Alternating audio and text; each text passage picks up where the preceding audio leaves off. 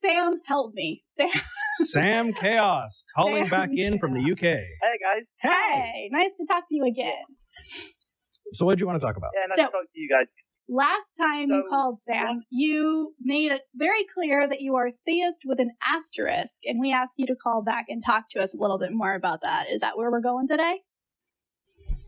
That's exactly where we're going today. Beautiful. All right, talk to me. So, there's a bunch of background information that I could give, but I'm going to try and keep it to concise points because I'm aware we're running low on time here. So, basically, I am of the view that, to some extent, you can consciously change your beliefs. I would agree with you on that.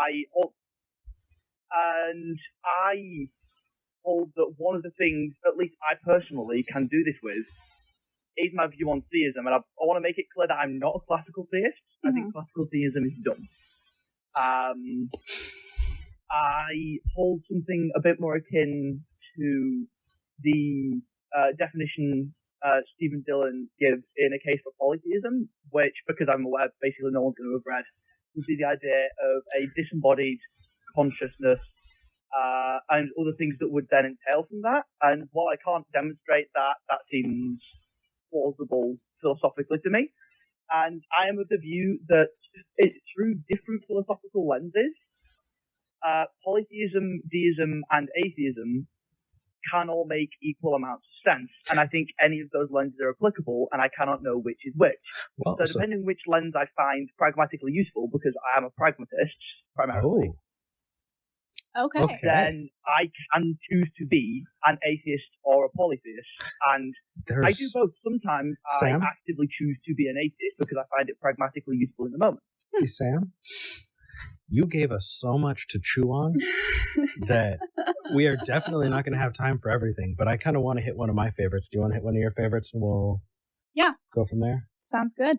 Okay. Do you want to go first?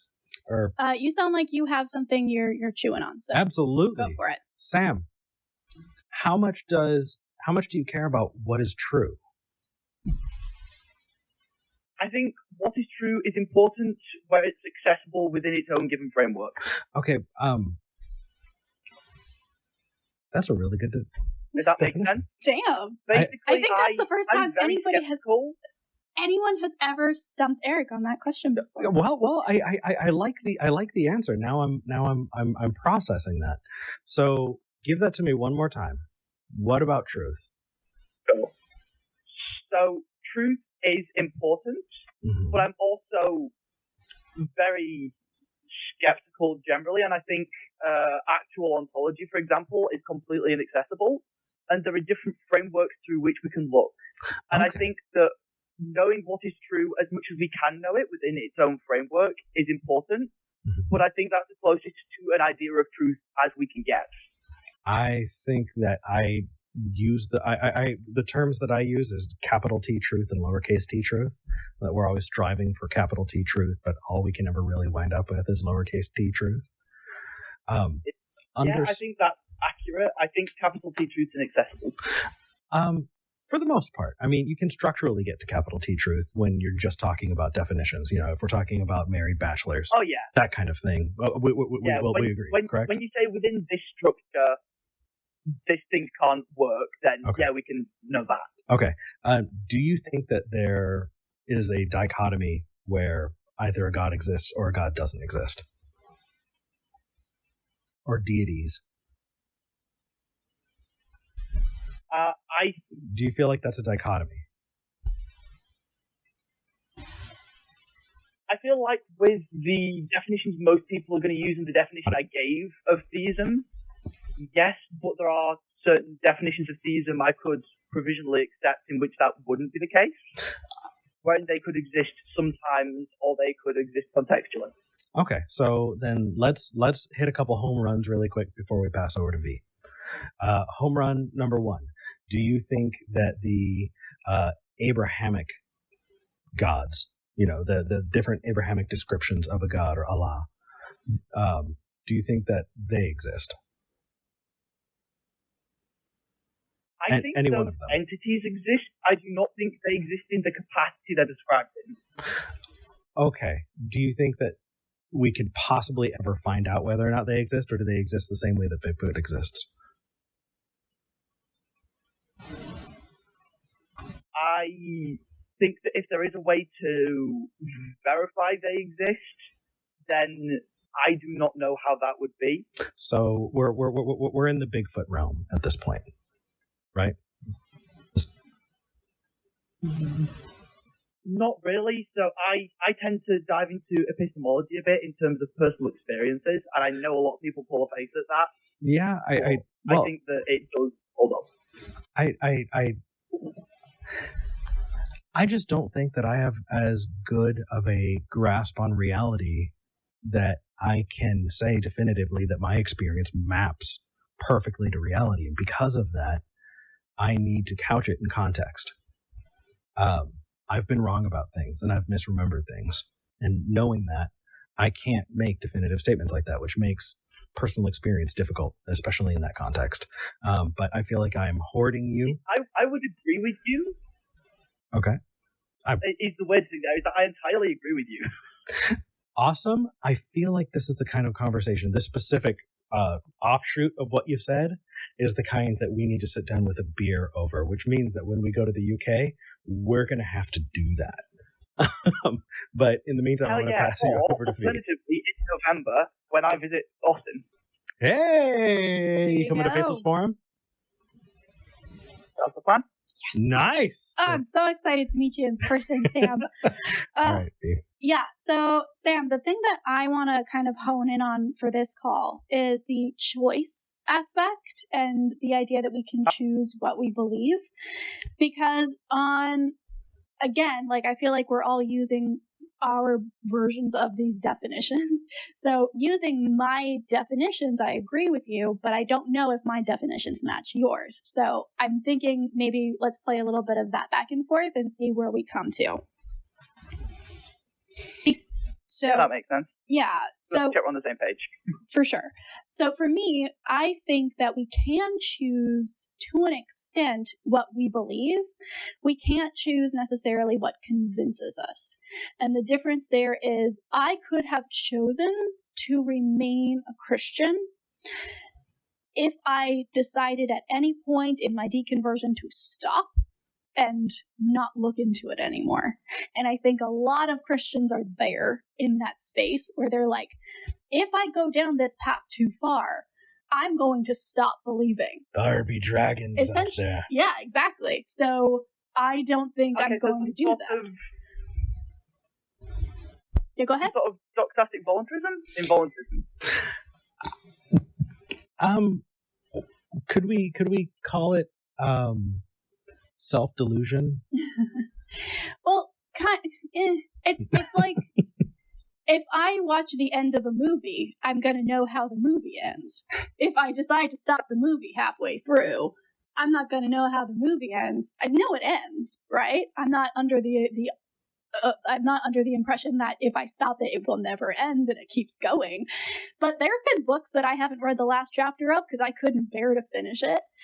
Right? Halfway through Red Dead Redemption, the first one, I stopped. I figured I think I know where it's going, and deal with it. In my headcanon, that is as far as it goes. Halfway through, for those people who've played Red Dead Redemption, you know exactly what I'm talking about. So I think to an extent you can decide to stop a line of investigation before it convinces you. But once it convinces you, there's really no going back unless you try and backtrack and find other counter evidence to counteract that. So that's where I kind of come down on the can you choose what you believe? And I feel like you might actually be saying you can choose what convinces you. Is that accurate? No, I think if you find several things either identically or very similarly convincing, you can choose which lens to look through as to which you will then believe. And because I find atheism and polytheism similarly convincing, that's why that's one of the things I can choose about. Interesting. Okay, that is very interesting. And with a lot of things, I think you're absolutely right. I think if I'm looking at, here are the pros to this specific, way of eating or timing of eating, and here are the pros to this. Like, part of me is like, so goddamn pragmatic. Oh, okay. Do you know how many studies have been done about the effects of coffee? And like half of them are like, it will kill you forever. And the other half are like, it will make you impossible to kill. And you're like, well, these are both studies. I like drinking coffee. I'm going to decide that it will make me invincible forever. I'm right there with vaping. So. Right. So like, in smaller cases, absolutely. And if you don't consider atheism or theism to be a big question or one that will influence your life, I can see the appeal of also just making it one of those, I like coffee, therefore I'm going to choose the studies that, are convincing in that direction. I think where I would push back is that in conversation with a lot of people, it is a very big, life-changing kind of conversation. And that is where all of that tension comes in, right? Because if we were in a post-theistic world where some people were theists, some people were atheists, and it really didn't matter anymore, then absolutely, I think we would have a lot more in common.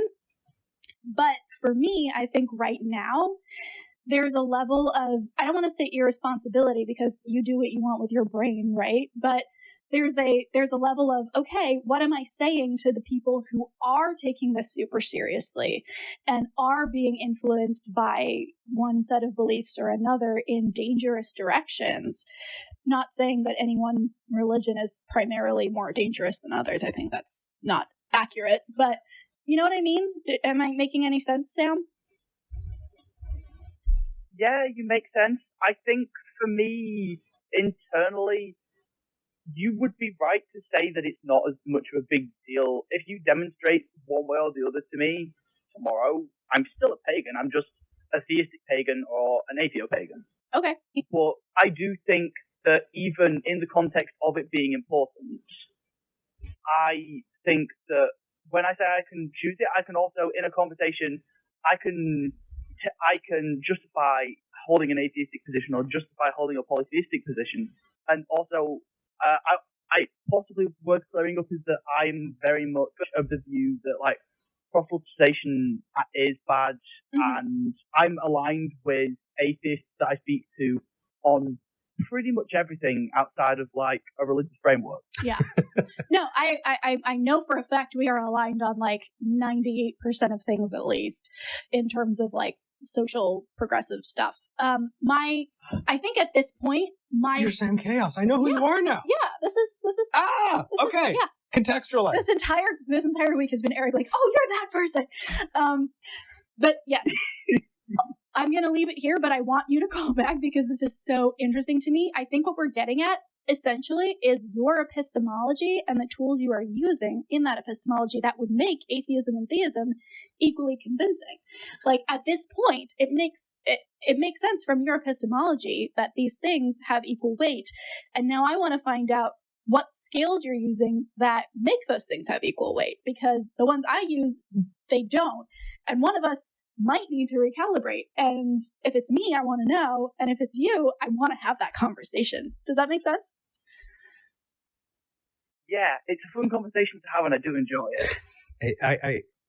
If y'all can do that, my goal will just be to try and figure out how best to break down the esoteric pieces into bite-sized pieces so everyone can follow along. Because for those of you who are sitting here going, what the hell are they talking about? I want to make this something that everyone can go on a journey with us on, because you can hear the excitement in this conversation. And I want you viewers, you listeners to the podcast to join us on this. We're going to find ways to do it. We'll do it together. Sam, thank you. Thank you for calling in. Thanks for taking the call, guys. Absolutely. Oh, man. That was fun. That was really fun. But at the same time,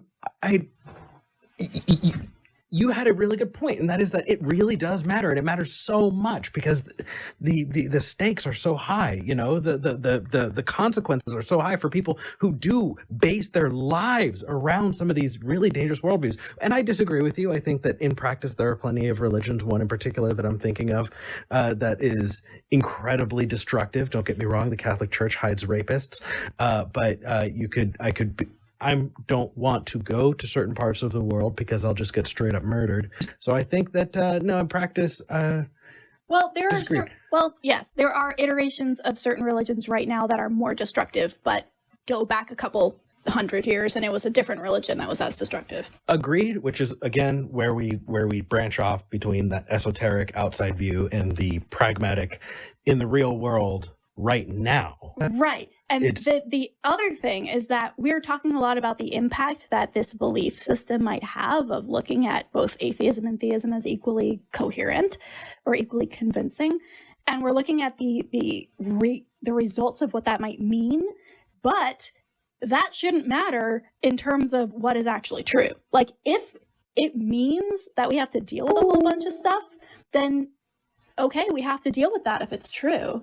So I do also want to make that comparison as well. Like, we're not saying because it might be harmful, therefore we can't ask the question, because we always want to ask the question and deal with what the truth is afterwards.